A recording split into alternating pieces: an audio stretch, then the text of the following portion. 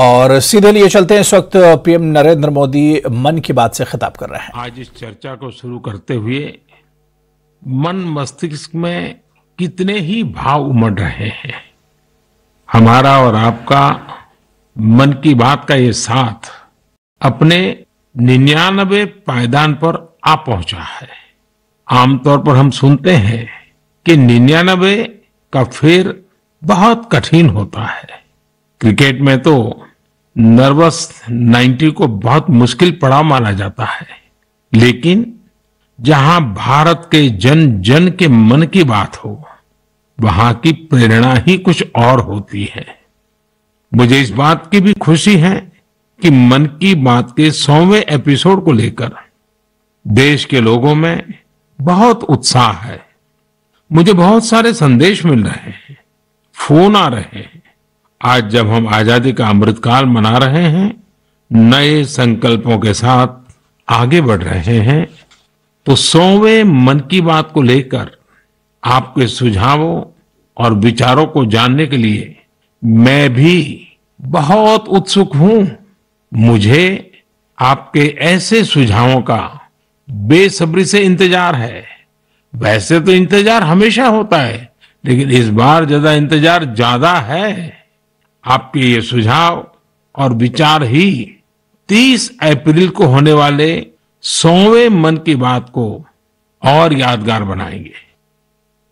मेरे प्यारे देशवासियों, मन की बात में हमने ऐसे हजारों लोगों की चर्चा की है जो दूसरों की सेवा के लिए अपना जीवन समर्पित कर देते हैं। कई लोग ऐसे होते हैं जो बेटियों की शिक्षा के लिए अपनी पूरी पेंशन लगा देते हैं।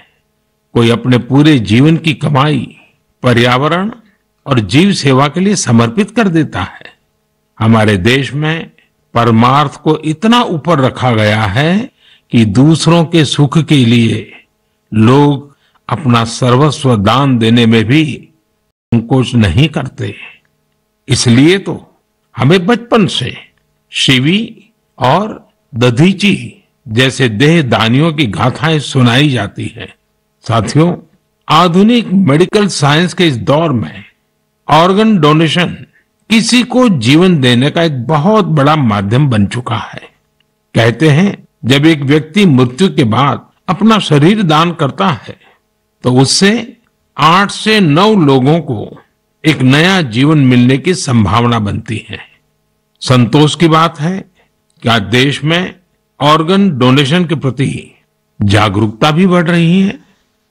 साल 2013 में हमारे देश में ऑर्गन डोनेशन के 5000 से भी कम केसेस थे, लेकिन 2022 में ये संख्या बढ़कर 15,000 से ज्यादा हो गई है। ऑर्गन डोनेशन करने वाले व्यक्तियों ने, उनके परिवार ने वाकई बहुत पुण्य का काम किया है। साथियों, मेरा बहुत समय से मन था कि मैं ऐसा पुण्य कार्य करने वाले लोगों के मन की बात जानूं और इसे देशवासियों के साथ भी शेयर करूं। इसलिए आज मन की बात में हमारे साथ एक प्यारी सी बिटिया, एक सुंदर गुड़िया के पिता और उनकी माताजी हमारे साथ जुड़ने जा रहे हैं। पिताजी का नाम है सुखबीर सिंह संधू जी और माताजी का नाम है सुप्रीत कौर जी। ये परिवार पंजाब के अमृतसर में रहते हैं। बहुत मन्नतों के बाद उन्हें एक बहुत सुंदर गुड़िया बिटिया हुई थी। घर के लोगों ने बहुत प्यार से उसका नाम रखा था अबाबत कौर। अबाबत का अर्थ दूसरे की सेवा से जुड़ा है, दूसरों का कष्ट दूर करने से जुड़ा है। अबाबत जब सिर्फ 39 दिन की थी, तभी वो ये दुनिया छोड़कर चली गई। लेकिन सुखबीर सिंह संधू जी और उनकी पत्नी सुप्रीत कौर जी ने, उनके परिवार ने बहुत ही प्रेरणादायी फैसला लिया। ये फैसला था 39 दिन की उम्र वाली बेटी के अंगदान का, ऑर्गन डोनेशन का। हमारे साथ इस समय फोन लाइन पर सुखबीर सिंह और उनकी श्रीमती जी मौजूद है। आइए उनसे बात करते हैं। सुखबीर जी नमस्ते। नमस्ते माननीय प्रधानमंत्री जी, सत श्री अकाल। सत श्री अकाल जी, सत श्री अकाल जी। सुखबीर जी, मैं आज मन की बात के संबंध में सोच रहा था तो मुझे लगा कि अबाबत की बात इतनी प्रेरक है, वो आप ही के मुंह से सुनूं, क्योंकि घर में बेटी का जन्म जब होता है तो अनेक सपने, अनेक खुशियां लेकर आता है, लेकिन बेटी इतनी जल्दी चली जाए, वो कष्ट कितना भयंकर होगा उसका भी मैं अंदाज लगा सकता हूँ। जिस प्रकार से आपने फैसला लिया तो मैं सारी बात जानना चाहता हूँ जी। सर, भगवान ने बहुत अच्छा बच्चा दिया था हमें। बहुत प्यारी गुड़िया हमारे घर में आई थी। उसके पैदा होते ही हमें पता चला कि उसके दिमाग में एक ऐसा नाड़ियों का गुच्छा बना हुआ है जिसकी वजह से उसके दिल का आकार बड़ा हो रहा है। तो हम हैरान हो गए कि बच्चे की सेहत इतनी अच्छी है, इतना खूबसूरत बच्चा है और इतनी बड़ी समस्या लेकर पैदा हुआ है। तो पहले 24 दिन तक तो बहुत ठीक रहा बच्चा, बिल्कुल नॉर्मल रहा। अचानक उसका दिल एकदम काम करना बंद हो गया। तो हम जल्दी से उसको हॉस्पिटल लेके गए। वहां डॉक्टरों ने उसको रिवाइव तो कर दिया, लेकिन समझने में टाइम लगा कि इसको क्या दिक्कत आई, इतनी बड़ी दिक्कत के छोटा सा बच्चा और अचानक दिल का दौरा पड़ गया। तो हम उसको इलाज के लिए पीजीआई चंडीगढ़ ले गए। वहां बड़ी बहादुरी से उस बच्चे ने इलाज के लिए संघर्ष किया, लेकिन बीमारी ऐसी थी कि उसका इलाज इतनी छोटी उम्र में संभव नहीं था। डॉक्टरों ने बहुत कोशिश की कि उसको रिवाइव करवाया जाए। अगर 6 महीने के आसपास बच्चा चला जाए तो उसका ऑपरेशन करने की सोची जा सकती थी, लेकिन भगवान को कुछ और मंजूर था। उन्होंने केवल 39 डेज की जब हुई तो डॉक्टर्स ने कहा कि इसको दोबारा दिल का दौरा पड़ा है, अब उम्मीद बहुत कम रह गई है। तो हम दोनों मियाँ बीवी रोते हुए इस निर्णय पे पहुंचे कि हमने देखा था उसको बहादुरी से जूझते हुए, बार बार ऐसे लग रहा था जैसे कि अब चला जाएगी, लेकिन फिर रिवाइव कर रही थी। तो हमें लगा कि इस बच्चे का यहाँ आने का कोई मकसद है। तो उन्होंने जब बिल्कुल ही जवाब दे दिया तो हम दोनों ने डिसाइड किया कि क्यों ना हम इस बच्चे के ऑर्गन डोनेट कर दें, शायद किसी और की जिंदगी में उजाला आ जाए। फिर हमने पीजीआई के जो एडमिनिस्ट्रेटिव ब्लॉक है उनमें संपर्क किया और उन्होंने हमें गाइड किया। इतने छोटे बच्चे के केवल किडनीज ही दी जा सकती हैं। परमात्मा ने हिम्मत दी, गुरु नानक साहब का फलसफा है, इसी सोच से हमने डिसीजन ले लिया जी। नहीं, गुरुओं ने जो शिक्षा दी है उसको आपने जी करके दिखाया जी। सुरप्रीत जी हैं क्या, उनसे बात हो सकती है? जी सर। हेलो। सुरप्रीत जी, मैं आपको प्रणाम करता हूँ। नमस्कार सर। नमस्कार सर, ये हमारे लिए बड़ी गर्व की बात है कि आप हमसे बात कर रहे हैं। आपने इतना बड़ा काम किया है और मैं मानता हूं देश ये सारी बातें जब सुनेगा तो बहुत लोग किसी की जिंदगी बचाने के लिए आगे आएंगे। अबाबत का ये योगदान है, ये बहुत बड़ा है जी। सर, ये भी गुरु नानक पातशाह जी की शायद बख्शिश थी कि उन्होंने हिम्मत दी ऐसा डिसीजन लेने में। गुरुओं की कृपा के बिना तो कुछ हो ही नहीं सकता जी। बिल्कुल सर, बिल्कुल। सुखबीर जी, जब आप अस्पताल में होंगे और ये हिला देने वाला समाचार जब डॉक्टर ने आपको दिया, उसके बाद भी आपने स्वस्थ मन से, आपने और आपकी श्रीमती जी ने इतना बड़ा निर्णय किया। गुरुओं की सीख तो है ही है, आपके मन में इतना बड़ा उदार विचार, और सचमुच में अबाबत का जो अर्थ सामान्य भाषा में कहे तो मददगार होता है। ये काम कर दिया, ये उस पल को मैं सुनना चाहता हूँ जी। सर, एक्चुअली हमारे एक फैमिली फ्रेंड है प्रिया जी, उन्होंने अपने ऑर्गन डोनेट किए थे, उनसे भी हमें प्रेरणा मिली। तो उस समय तो हमें लगा कि शरीर जो है पंच तत्व में विलीन हो जाएगा। जो कोई बिछड़ जाता है, चला जाता है, तो उसका शरीर को जला दिया जाता है या दबा दिया जाता है। लेकिन अगर उसके ऑर्गन किसी के काम आ जाए तो ये भले का ही काम है। और उस समय हमें और गर्व महसूस हुआ जब डॉक्टर्स ने ये बताया हमें कि आपकी बेटी इंडिया की यंगेस्ट डोनर बनी है जिसके ऑर्गन सक्सेसफुली ट्रांसप्लांट हुए। तो हमारा सर गर्व से ऊंचा हो गया कि जो नाम हम अपने पेरेंट्स का इस उम्र तक नहीं कर पाए, एक छोटा सा बच्चा आके इतने दिनों में हमारा नाम ऊंचा कर गया। और इससे और बड़ी बात है कि आज आपसे बात हो रही है इस विषय पे, हम प्राउड फील कर रहे हैं। सुखबीर जी, आज आपकी बेटी का सिर्फ एक अंग जीवित है ऐसा नहीं है, आपकी बेटी मानवता की अमर गाथा की अमर यात्री बन गई है। अपने शरीर के अंश के जरिए वो आज भी उपस्थित है। इस नेक कार्य के लिए मैं आपकी, आपकी श्रीमती जी की, आपके परिवार की सराहना करता हूं। Thank you sir. साथियों, ऑर्गन डोनेशन के लिए सबसे बड़ा जज्बा यही होता है कि जाते जाते भी किसी का भला हो जाए, किसी का जीवन बच जाए। जो लोग ऑर्गन डोनेशन का इंतजार करते हैं वो जानते हैं कि इंतजार का एक एक पल गुजरना कितना मुश्किल होता है, और ऐसे में जब कोई अंगदान या देहदान करने वाला मिल जाता है तो उसमें ईश्वर का स्वरूप ही नजर आता है। झारखंड की रहने वाली स्नेहलता चौधरी जी भी ऐसी ही थी, जिन्होंने ईश्वर बनकर दूसरों को जिंदगी दी।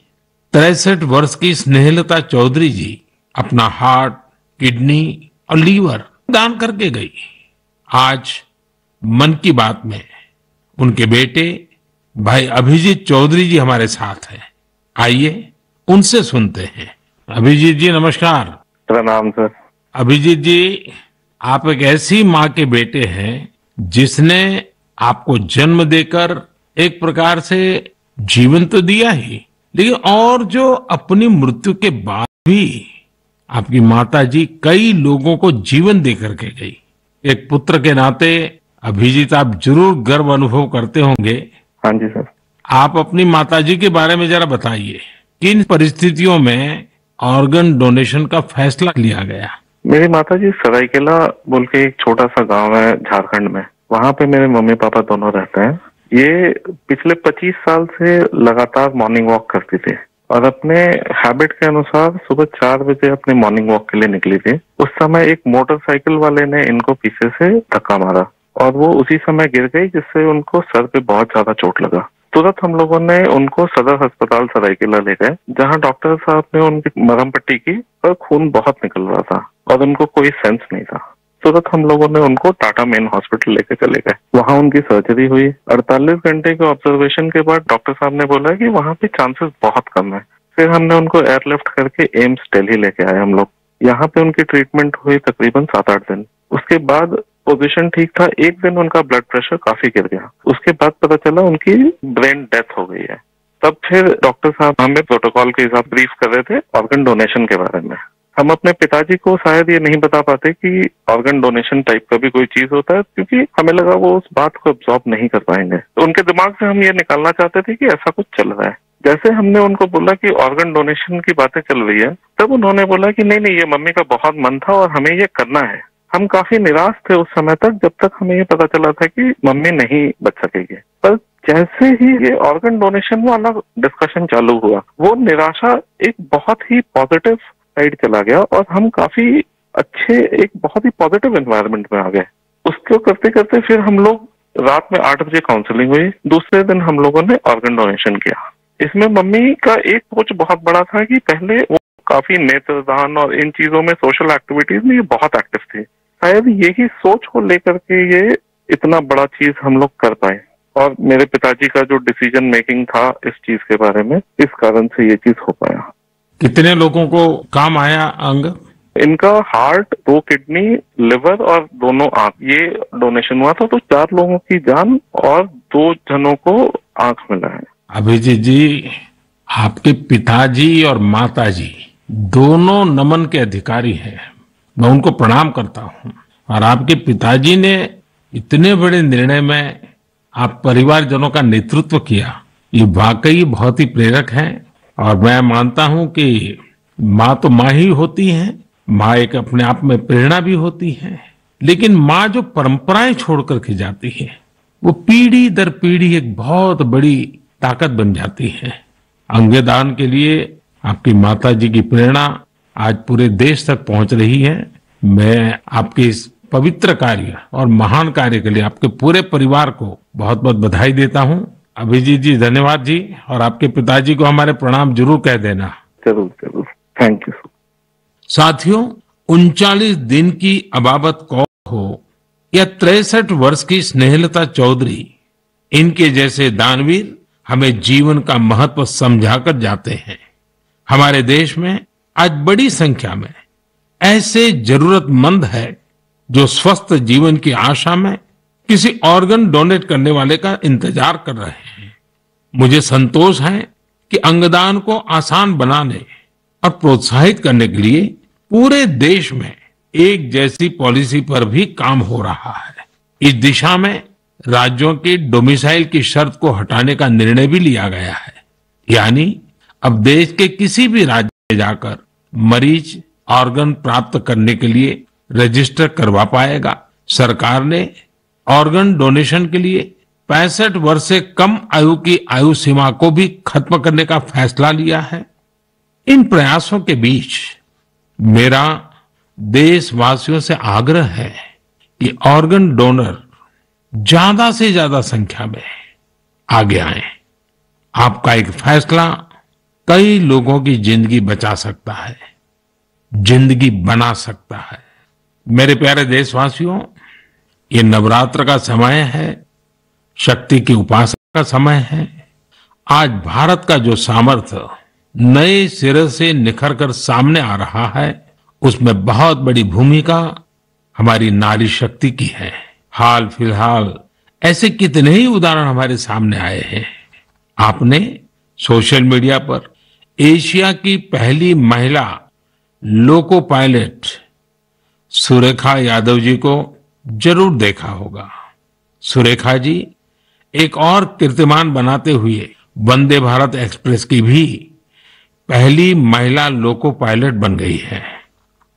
इसी महीने प्रोड्यूसर गुनीत मोंगा और डायरेक्टर कार्तिकी गोंजाल्विस उनकी डॉक्यूमेंट्री एलिफेंट विस्परर्स ने ऑस्कर जीतकर देश का नाम रोशन किया है।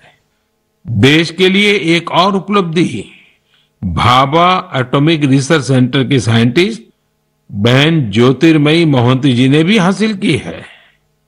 ज्योतिर्मयी जी को केमिस्ट्री और केमिकल इंजीनियरिंग की फील्ड में IUPAC का विशेष अवार्ड मिला है। इस वर्ष की शुरुआत में ही भारत की अंडर 19 महिला क्रिकेट टीम ने T20 वर्ल्ड कप जीतकर नया इतिहास रचा। अगर आप राजनीति की ओर देखेंगे तो एक नई शुरुआत नागालैंड में हुई है। नागालैंड में 75 वर्षों में पहली बार 2 महिला विधायक जीतकर विधानसभा पहुंची हैं। इनमें से एक को नागालैंड सरकार में मंत्री भी बनाया गया है। यानी राज्य के लोगों को पहली बार एक महिला मंत्री भी मिली है। साथियों, कुछ दिनों पहले मेरी मुलाकात उन जाबाज बेटियों से भी हुई जो तुर्की में विनाशकारी भूकंप के बाद वहां के लोगों की मदद के लिए गई थी। ये सभी NDRF के दस्ते में शामिल थी। उनके साहस और कुशलता की पूरी दुनिया में तारीफ हो रही है। भारत ने UN मिशन के तहत शांति सेना में वुमेन ओनली प्लेटून की भी तैनाती की है। आज देश की बेटियां हमारी तीनों सेनाओं में अपने शौर्य का झंडा बुलंद कर रही है। Group captain Shaliza Dhami combat unit में कमांड अपॉइंटमेंट पाने वाली पहली महिला वायुसेना अधिकारी बनी है। उनके पास करीब 3000 घंटे का फ्लाइंग एक्सपीरियंस है। इसी तरह भारतीय सेना की जांबाज कैप्टन शिवा चौहान सियाचिन में तैनात होने वाली पहली महिला अधिकारी बनी है। सियाचिन में जहां पारा -60 डिग्री तक चला जाता है, वहां शिवा 3 महीनों के लिए तैनात रहेगी। साथियों, यह लिस्ट इतनी लंबी है कि यहां सबकी चर्चा करना भी मुश्किल है। ऐसी सभी महिलाएं, हमारी बेटियां आज भारत और भारत के सपनों को ऊर्जा दे रही हैं। नारी शक्ति की ये ऊर्जा ही विकसित भारत की प्राणवायु है। मेरे प्यारे देशवासियों, इन दिनों पूरे विश्व में स्वच्छ ऊर्जा, रिन्यूएबल एनर्जी की खूब बात हो रही है। मैं जब विश्व के लोगों से मिलता हूं तो वो इस क्षेत्र में भारत की अभूतपूर्व सफलता की जरूर चर्चा करते हैं। खासकर भारत सोलर एनर्जी के क्षेत्र में जिस तेजी से आगे बढ़ रहा है वो अपने आप में एक बहुत बड़ी उपलब्धि है। भारत के लोग तो सदियों से सूर्य से विशेष रूप से नाता रखते हैं। हमारे यहां सूर्य की शक्ति को लेकर जो वैज्ञानिक समझ रही है, सूर्य की उपासना की जो परंपराएं रही हैं, वो अन्य जगहों पर कम ही देखने को मिलते हैं। मुझे खुशी है कि आज हर देशवासी सौर ऊर्जा का महत्व भी समझ रहा है और क्लीन एनर्जी में अपना योगदान भी देना चाहता है। सबका प्रयास की यही स्पिरिट आज भारत के सोलर मिशन को आगे बढ़ा रही है। महाराष्ट्र के पुणे में ऐसे ही एक बेहतरीन प्रयास ने मेरा ध्यान अपनी ओर खींचा है। यहां एमएसआर ऑलिव हाउसिंग सोसाइटी के लोगों ने तय किया कि वे सोसाइटी में पीने के पानी, लिफ्ट और लाइट जैसी सामूहिक उपयोग की चीजें अब सोलर एनर्जी से ही चलाएंगे। इसके बाद इस सोसाइटी में सबने मिलकर सोलर पैनल लगवाए। आज इन सोलर पैनल से हर साल करीब 90,000 किलोवाट आवर बिजली पैदा हो रही है। इससे हर महीने लगभग 40,000 रुपए की बचत हो रही है। इस बचत का लाभ सोसाइटी के सभी लोगों को हो रहा है। साथियों, पुणे की तरह ही दमन दीव में जो दीव है, जो एक अलग जिला है, वहां के लोगों ने भी एक अद्भुत काम करके दिखाया है। आप जानते ही होंगे कि दीव सोमनाथ के पास है। दीव भारत का पहला ऐसा जिला बना है जो दिन के समय सभी जरूरतों के लिए 100% क्लीन एनर्जी का इस्तेमाल कर रहा है। दीव की इस सफलता का मंत्र भी सबका प्रयास ही है। कभी यहां बिजली उत्पादन के लिए संसाधनों की चुनौती थी। लोगों ने इस चुनौती के समाधान के लिए सोलर एनर्जी को चुना। यहां बंजर जमीन और कई बिल्डिंग्स पर सोलर पैनल्स लगाए गए।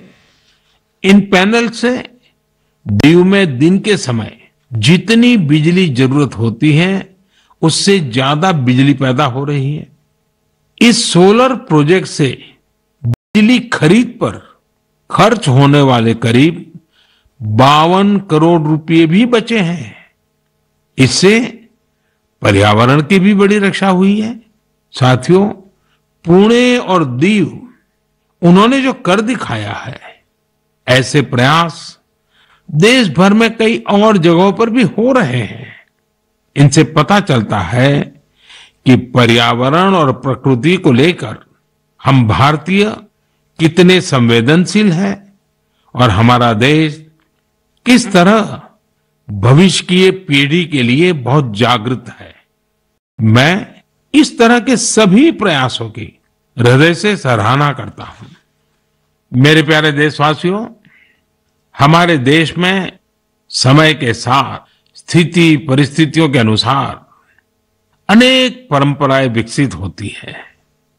यही परंपराएं हमारी संस्कृति का सामर्थ्य बढ़ाती हैं और उसे नित्य नूतन प्राण शक्ति भी देती है। कुछ महीने पहले ऐसी ही एक परंपरा शुरू हुई काशी में। काशी तमिल संगमम के दौरान काशी और तमिल क्षेत्र के बीच सदियों से चले आ रहे ऐतिहासिक और सांस्कृतिक संबंधों को सेलिब्रेट किया गया। एक भारत श्रेष्ठ भारत की भावना हमारे देश को मजबूती देती है।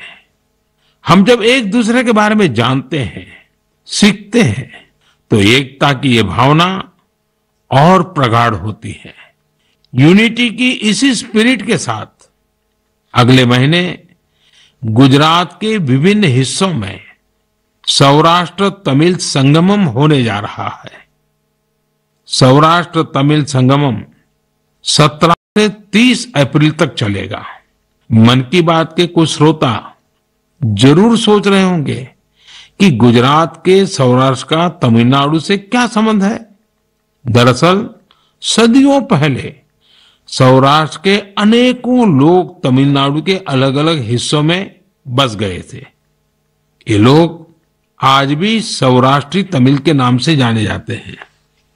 उनके खान पान, रहन सहन, सामाजिक संस्कारों में आज भी कुछ कुछ सौराष्ट्र की झलक मिल जाती है। मुझे इस आयोजन को लेकर तमिलनाडु से बहुत से लोगों ने सराहना भरे पत्र लिखे हैं। मदुरई में रहने वाले जयचंद्रन जी ने एक बड़ी ही भावुक बात लिखी है।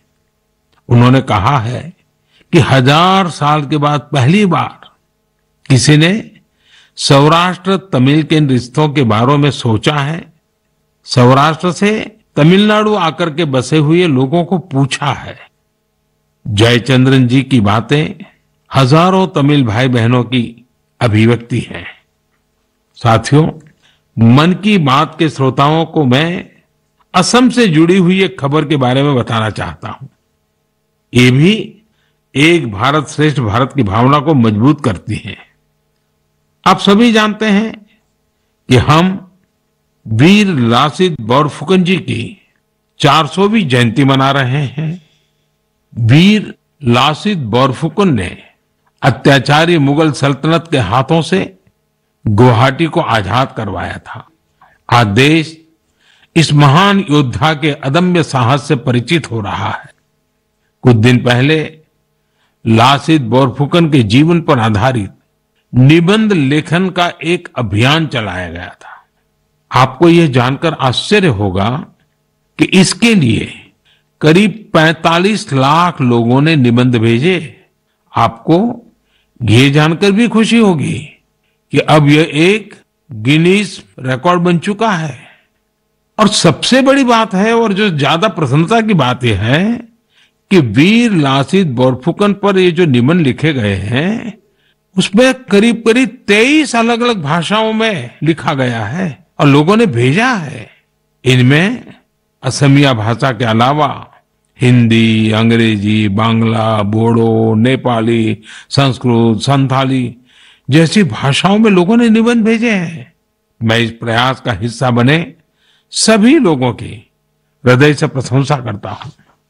मेरे प्यारे देशवासियों, जब कश्मीर या श्रीनगर की बात होती है तो सबसे पहले हमारे सामने उसकी वादियां और डल झील की तस्वीर आती है। हम में से हर कोई डल झील के नजारों का लुत्फ उठाना चाहता है, लेकिन डल झील में एक और बात खास है।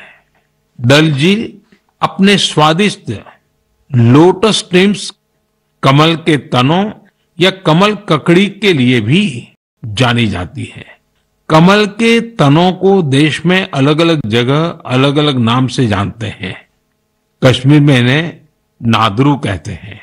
कश्मीर के नादरू की डिमांड लगातार बढ़ रही है। इस डिमांड को देखते हुए डल झील में नादरू की खेती करने वाले किसानों ने एक एफपीओ बनाया है। इस एफपीओ में करीब 250 किसान शामिल हुए हैं। आज ये किसान अपने नादरू को विदेशों तक भेजने लगे हैं। अभी कुछ समय पहले ही इन किसानों ने 2 खेप यूएई भेजी है।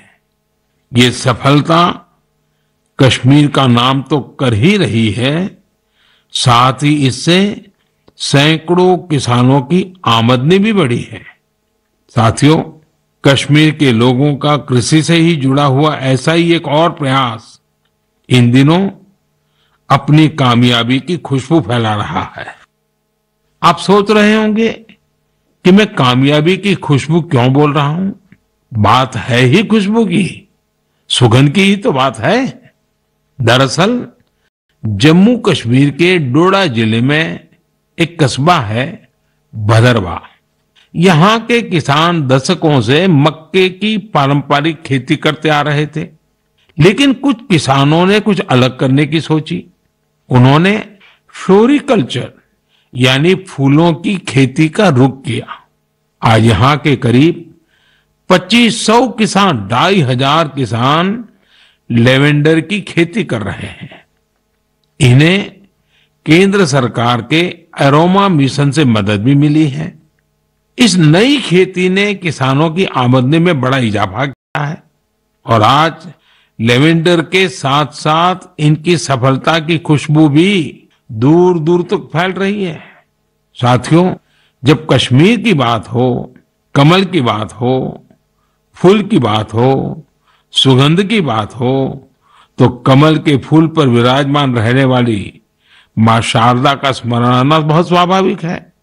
कुछ दिन पूर्व ही कुपवाड़ा में मां शारदा के भव्य मंदिर का लोकार्पण हुआ है। ये मंदिर उसी मार्ग पर बना है जहां से कभी शारदा पीठ के दर्शनों के लिए जाया करते थे।